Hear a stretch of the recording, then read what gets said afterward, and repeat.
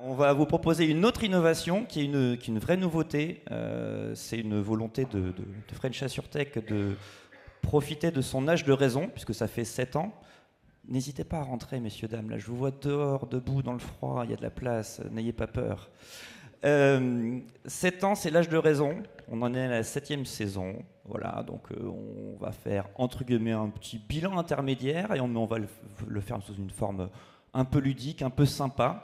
Et on a choisi de récompenser certaines de nos startups. On a des trophées qui vont récompenser différentes catégories. Donc après un travail d'un jury, un travail acharné, un jury qui s'est posé beaucoup de questions pour analyser beaucoup de candidatures, et puis après une shortlist, etc. Je vous épargne les détails. On va remettre ce soir 3 trophées qui sont là d'ailleurs. C'est des beaux trophées qui vont pouvoir trouver leur place sur les bureaux, les étagères des gens à qui on va le remettre. Et pour remettre le premier trophée du prix du plus grand potentiel. Alors, le prix du plus grand potentiel, c'est le potentiel de la start-up en elle-même, mais ceci, son potentiel de co-construction. Rappelons-nous que French AssureTech, un de ses dispositifs, l'accélérateur, c'est d'accélérer des projets. Mais ça d'accélérer le projet de co-construction avec la mutuelle d'assurance, l'assisteur ou l'assureur, pour nos amis de CNP par exemple, qui vont co-construire parfois un produit avec la start-up. Donc c'est ça aussi qu'on est allé juger, c'est le potentiel. On croit en cette entreprise-là, cette start-up, on croit aux projets qu'ils pourront mener avec certains des membres de French AssureTech. Et pour remettre ce premier prix, j'appelle sur scène Nicolas Bouffard, directeur général délégué de la Massif.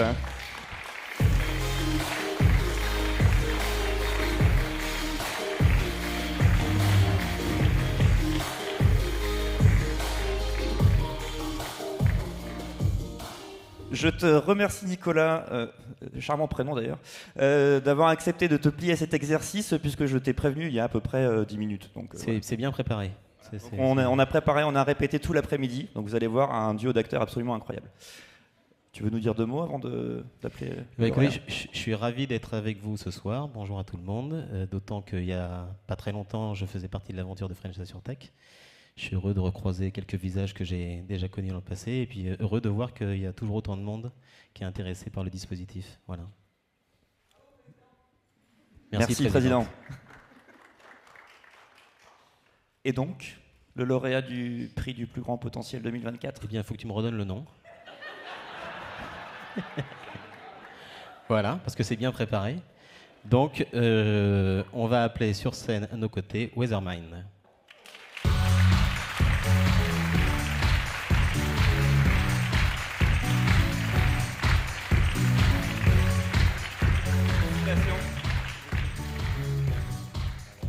Félicitations. Un petit mot rapide, merci à ceux qui ont cru en notre potentiel et puis on espère surtout le concrétiser, donc ça sera l'objectif de cette saison. Est-ce que tu peux juste nous dire en 2 mots ce que tu fais ?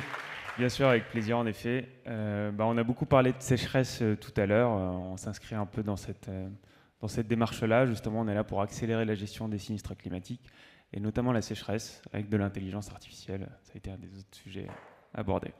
Je pense qu'on est pile dans le thème. Félicitations, on va faire une petite photo. Reste avec nous. On va faire une petite photo.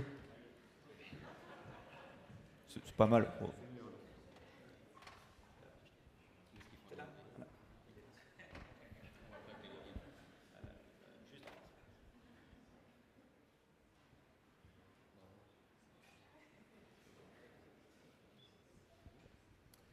Merci messieurs.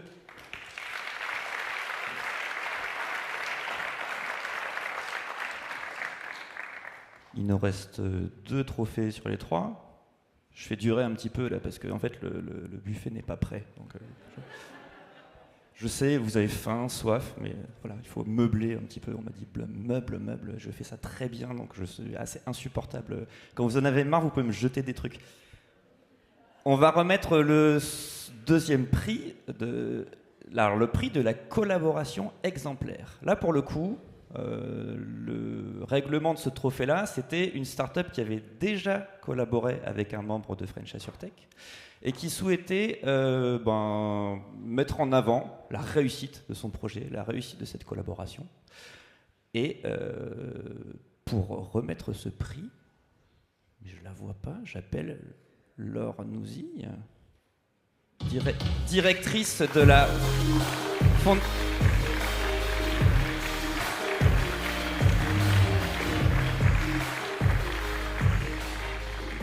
Donc Laure, tu es directrice de la fondation MAF Diversité et Handicap, c'est bien comme ça? Non. Initiative et Handicap. Initiative et Handicap. C'était très préparé, vous voyez, c'est incroyable. Tu veux nous en dire quelques mots? Oui, bien sûr, je vais en profiter. Donc la fondation MAF Initiative et Handicap et l'innovation. Donc la fondation MAF, elle choisit des projets qui œuvrent pour l'amélioration du quotidien des personnes en situation de handicap. Donc elle choisit différents thèmes, bien sûr, pour orienter ses choix de soutien, mais elle est également très attachée à l'innovation. Et comme vous le disiez, la technologie est un moyen qui permet d'ouvrir des perspectives formidables. Et je vais pour cela prendre 2 exemples de projets actuellement accompagnés par la Fondation MAF dans le domaine de l'innovation. Le premier projet, c'est la tablette tactile Touch2See que vous avez peut-être vue à l'occasion des JO et des Jeux paralympiques. C'est donc une tablette tactile qui est destinée aux personnes malvoyantes ou non-voyantes pour leur permettre de suivre les matchs dans les stades. On a notamment vu la tablette à l'occasion de la finale de cécifoot entre la France et l'Argentine. Et donc cette tablette permet aux personnes non-voyantes à travers un curseur qui se déplace sur la tablette, de suivre la position du ballon, à travers les vibrations, d'avoir une idée de l'intensité du jeu. Et on soutient le développement de la tablette pour intégrer l'audio-description pour compléter le dispositif. Ça, c'est le premier projet qui illustre bien en quoi la technologie permet l'inclusion. Le second, c'est avec la Philharmonie de Paris. Et là, c'est pour les personnes sourdes et malentendantes, de façon à ce qu'elles puissent vivre la musique à travers des gilets vibrants.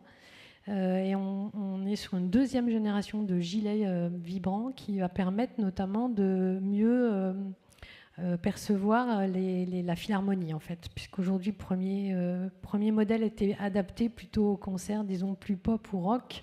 Mais là, le nouveau gilet va permettre aussi de vivre la philharmonie au sein de la Philharmonie de Paris.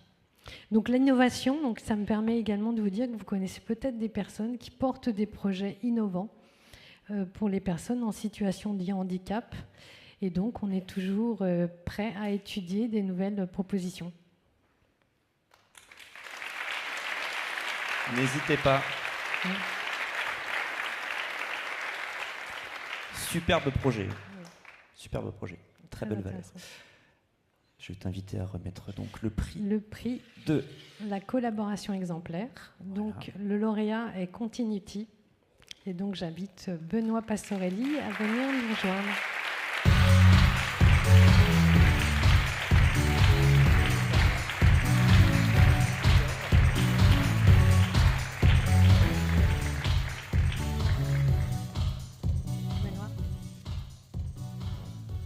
Félicitations. Tu veux nous dire quelques mots? Merci beaucoup. J'aime toujours ce moment où on me remet individuellement un prix collectif. En tout cas, merci. Je pense que dans la collaboration exemplaire, on n'était pas tout seul puisque c'était une collaboration. Donc je voulais particulièrement remercier les équipes de Groupama Centre-Atlantique. On est presque... il y en a plusieurs dans la salle, enfin Loïc, Philippe et puis Nicolas un peu au démarrage. Je pense que dans la collaboration, et ce qui a marché, c'est... Moi, j'aime beaucoup te parler... on aime des 2 mots principaux, c'est utilité et courage. Je pense qu'on fait de la technologie, mais avant tout, on aime être utile. Et je pense que ce qu'on fait en apportant avec de la data, de la transparence sur la réalité des risques professionnels, entreprises, on est vraiment au cœur de problématiques qui vous touchent. Et donc, pouvoir mettre de la technologie au sens d'un objectif utile, je crois que c'est vraiment ça qui nous anime. Et la deuxième partie, c'est courage, parce que dans une collaboration, on a démarré 2 ans après le démarrage de French AssureTech. L'innovation, c'est aussi du temps long. Et dans le courage, quand on nous a fait confiance, on était 4. Aujourd'hui, on est 40 et je pense que c'est aussi, il faut remercier le courage de aussi des personnes, des mutuelles, des assureurs qui nous ont fait confiance dans le démarrage pour qu'on puisse exister. Donc merci beaucoup. Félicitations, Renaud. Photo. Laure, t'en vas pas, faut que tu sois sur la photo.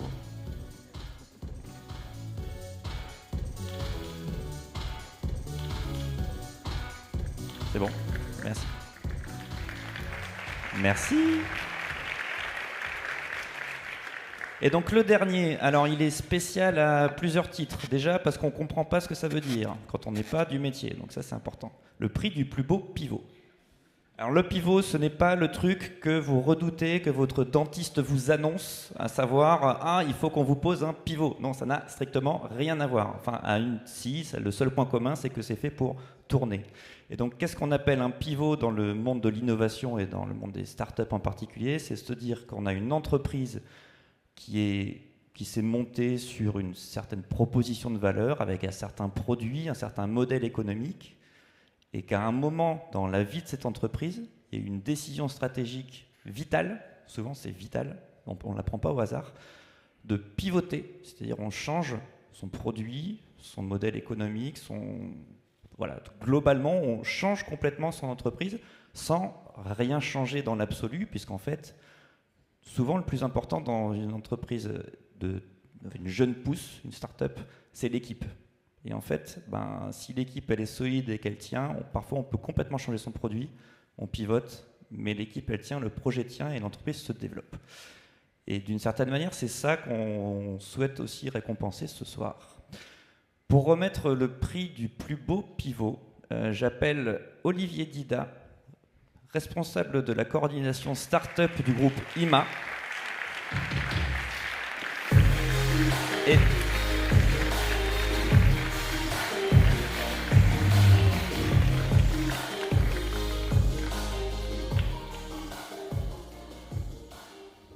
Donc Olivier, responsable de la coordination startup du groupe IMA et membre du comité technique de French AssureTech, j'ai oublié de le préciser, c'était également le cas de Laure. Donc ce sont nos collègues du quotidien pour faire l'interface entre leur entreprise et les startups qu'on accompagne dans French AssureTech. Tu veux nous dire deux mots? Je peux dire deux mots. En effet, on va remettre ce prix à deux startups qui sont in fine ex aequo. Il y en a une que je connais mieux que l'autre. En tout cas, ça fait 7 ans qu'on l'accompagne. Ça fait partie de la saison 1 de French AssureTech. On a pu voir son pivot, j'allais dire quasiment au quotidien, étant donné qu'en plus, on a investi dans la start-up. Donc, on a pu voir au début son côté aide aux aidants. Et elle a réussi à pivoter pour utiliser la même technologie, pour l'utiliser ensuite pour tout ce qui est agenda intelligent partagé. Et c'est pour ça que pour remettre ce trophée, ce prix du plus beau pivot, je vais appeler Calizy, mais également Testamento pour ce superbe pivot réalisé par ces deux sociétés de la saison 1 de French AssureTech.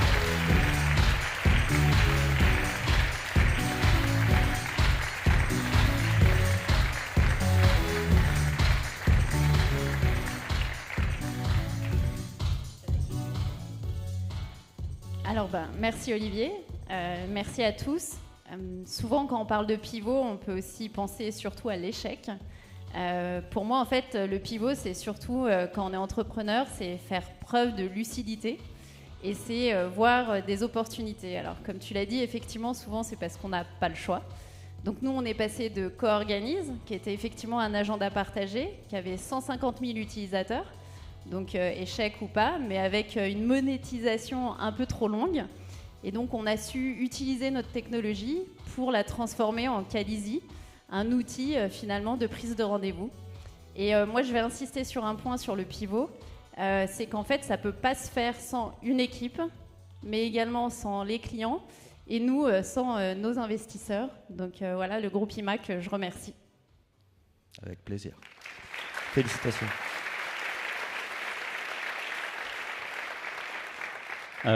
Effectivement, pivot, c'est vrai que ça nous représente assez bien parce qu'on ne l'a pas fait exactement au même moment, mais on était tous les deux de la saison 1 de French AssureTech. Et nous, quand on est arrivé au début de la saison 1, on avait quand même pas mal d'assureurs qui étaient venus nous voir et qui nous disaient « c'est super intéressant ce que vous faites et on voudrait faire quelque chose avec vous », mais on ne savait pas du tout comment activer tout ça. Donc Testamento, testament en ligne. On avait lancé en Europe le premier opérateur sur un site internet qui permettait au grand public de s'éduquer sur les sujets du testament, la transmission et pouvoir agir. Et en fait, quand on est venu assister à ce programme, en fait, on a décidé de pivoter d'une stratégie B2C, donc grand public, à devenir éditeur de logiciels. Ça a pris quelques années, mais effectivement, on y est maintenant et 99,5% de notre chiffre d'affaires est du B2B. Il nous reste une petite activité B2C, mais concrètement, on édite des logiciels qui vont aider les assureurs à mieux vendre l'assurance de personnes, à mieux sensibiliser les clients sur ces sujets. Il y a cette thématique de démocratisation qui est restée très très forte. Et on équipe également des courtiers, des réseaux de distribution avec nos solutions. Et là, il y a un élément, je voudrais juste insister pour terminer sur un point, c'est que la clause bénéficiaire des contrats d'assurance vie, de prévoyance individuelle et collective, c'est dans le giron très très lourdement du régulateur. Bonne nouvelle, vous allez avoir besoin de nous assez vite si on ne travaille pas déjà ensemble. Bien joué.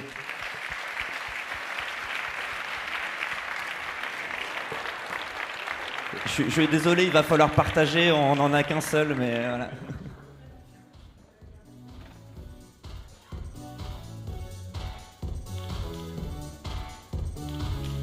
Bravo. On vous laisse voir lequel vous gardez. Merci à tous de votre attention. Notre soirée sous ce format-là s'arrête ici.